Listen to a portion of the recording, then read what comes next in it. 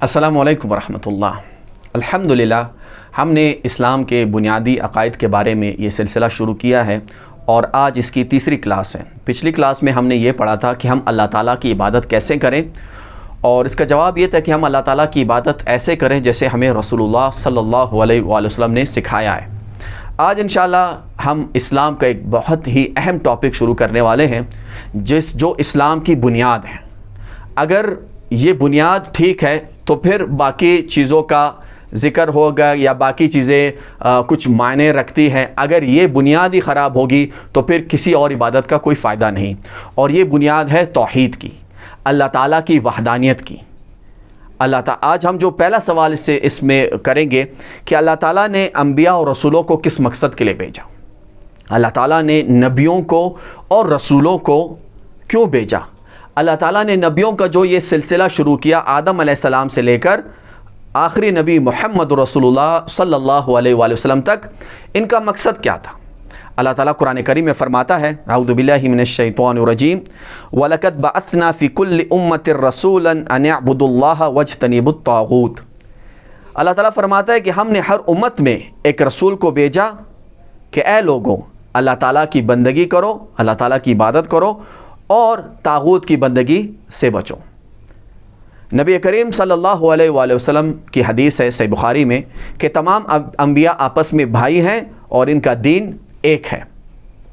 تو تمام انبیاء کو اللہ تعالیٰ نے ایک مین مقصد کے ساتھ بھیجا، ایک خاص مقصد کے ساتھ بھیجا، اور وہ کیا تھا کہ لوگوں کو غیر اللہ کی عبادت سے نکال کر ایک اللہ کی عبادت کی طرف بلائے۔ تمام نبیوں کا آدم علیہ السلام سے لے کر آخری نبی محمد رسول اللہ صلی اللہ علیہ وآلہ وسلم کا ایک مقصد تھا کہ لوگوں کی عبادت یا غیر اللہ کی عبادت سے نکال کر ایک اللہ کی عبادت کی طرف بلایا جائے، یعنی لوگوں کو اللہ کی توحید کی طرف بلایا جائے، لوگوں کو اللہ کی وحدانیت کی طرف بلایا جائے۔ اس وجہ سے توحید کا جو ٹاپک ہے، توحید کا جو مضمون ہے، یہ سب سے زیادہ اہمیت کا حامل ہے اسلام میں۔ تو انشاءاللہ اگلے نشستوں میں ہم توحید کو انشاءاللہ جتنی اللہ ہمیں استطاعت دے گا، ہم توحید کے موضوع کو انشاءاللہ تفصیل کے ساتھ ذکر کریں گے کہ توحید کس چیز کو کہتے ہیں، توحید کے کیا کیا اقسام ہیں، اور کیا کیا توحید کے منافی ہیں، توحید کا الٹ کیا ہے اور اس کے نقصانات کیا ہیں۔ مختصراً توحید کا مطلب یہ ہے، آج میں مختصراً بتاتا ہوں کہ توحید کا مطلب یہ ہے کہ اللہ تعالیٰ کو اس کی ذات میں، اس کی صفات میں اور اس کی عبادت میں ایک ماننا، اور اس کو ایک ماننے کے ساتھ اپنے عمل سے بھی یہ گواہی دینا کہ میں اللہ کو ایک مانتا ہوں۔ اگر کوئی انسان زبان سے اللہ تعالیٰ کو ایک مانتا ہے لیکن اس کا عمل اس کے خلاف ہے تو اس کی توحید میں، اس کے عقیدے میں، اس کے ایمان میں نقص ہے، کیونکہ وہ زبان قال سے تو کہہ رہا ہے کہ میں ایک اللہ کو مانتا ہوں، لیکن جو زبان حال ہے یا اعمال ہے اس سے وہ اپنے ہی گواہی کی نفی کر رہا ہے۔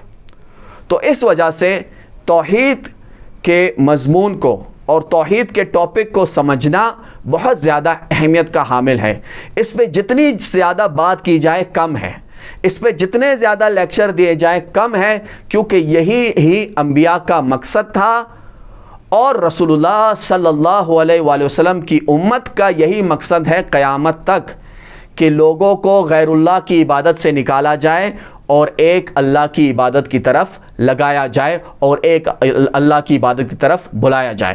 اللہ تعالیٰ مجھے توفیق دے کہ میں اس ٹاپک کا اور اس مضمون کا حق ادا کر سکوں جتنی میرے اندر استطاعت ہے۔